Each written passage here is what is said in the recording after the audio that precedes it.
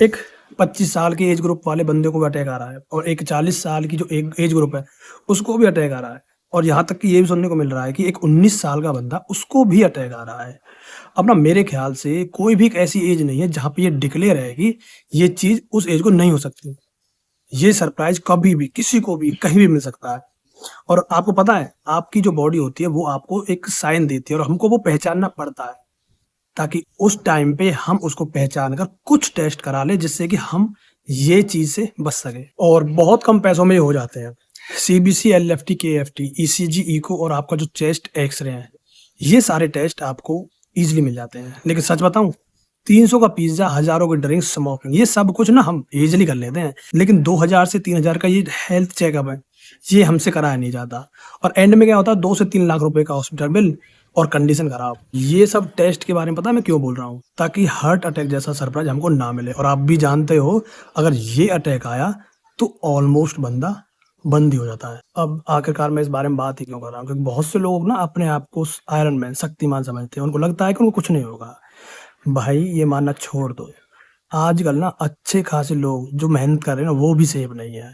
और ये आपको मानना ही पड़ेगा कि बॉडी के अंदर कुछ भी गलत, गंदा संदा स्मोक नहीं डाल सकते।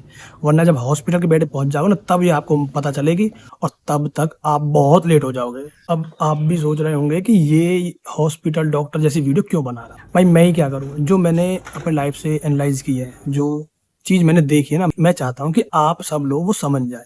क्योंकि ये टाइम ना बहुत ही क्रिटिकल होता है। इस टाइम पे लोग होपलेस हो जाते हैं, क्या करें क्या नहीं करें। जैसे मुझे ना एक बंदा मिला था हॉस्पिटल के अंदर, जिनके पिताजी एक अचानक से हुए पेन से कोमा में पहुंच गए। और वो बंदा इतना होपलेस हो चुका था कि वो अपना सिग्नेचर तक भूल गया था। जब मैं बाहर खड़ा था ना तो वो बंदा, एक सिक्योरिटी गार्ड, उससे बहस कर रहा था, उससे लड़ाई कर रहा था कि उसकी जो बाइक है ना वो चोरी हो गई। लेकिन बाद में पता चलता है कि वो बाइक, वो जहाँ से दवाई लेके आया था उसके सामने खड़ी थी। और तब वही बंदा बताता है मेरे को, भाई मैं ही क्या करूँ, मैं थोड़ा सा डिस्टर्ब हूँ क्योंकि उसके पापा जी कोमा में पहुंच गए हैं। तो ये जो सिचुएशन होती है ना भाई, बहुत क्रिटिकल होती है, शॉकिंग होती है बहुत ज़्यादा। उससे अच्छा है कि आप पहले से पहले ही जो आपकी बॉडी आपको साइन दे रही है ना, उसके हिसाब से आप अपने कुछ छोटे से टेस्ट करा ले, ताकि आने वाले जो टाइम है, सिचुएशन है, उससे आप फेस कर सको। अब कुछ चीज़ें ऐसी होती है कि उसमें कोई कुछ नहीं कर सकता, लेकिन एक सबसे जो ज़रूरी चीज़ है, जो आपके काम आने वाली है, वो है हेल्थ इंश्योरेंस।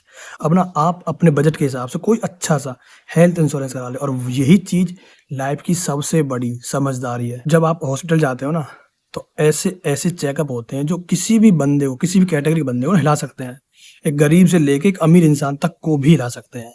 इसलिए सबसे पहला जो काम होगा वो होगा आपका हेल्थ इंश्योरेंस। नंबर 2, अपनी बॉडी के अंदर ना कोई भी गलत चीज मत जाने दो, मतलब कोई भी। नंबर 3, एक वर्कआउट करो, और वर्कआउट स्पेशली कार्डियो।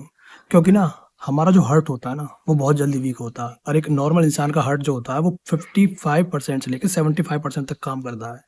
और 75% तक एक नॉर्मल इंसान का नहीं करता, वो भी एक एथलीट का। अब उतनी कैपेसिटी नहीं है कि हमारा 75 तक भी वर्क करे। लेकिन आप अगर कार्डियो करोगे तो आपका हार्ट एक एथलीट की तरह वर्क करेगा, और वही चीज आपको एक स्ट्रॉन्ग बनाएगी। इसलिए कार्डियो सबसे जरूरी है, सबसे इंपॉर्टेंट है, क्योंकि सबसे पहले आपका हार्ट ही है जो वीक होता है।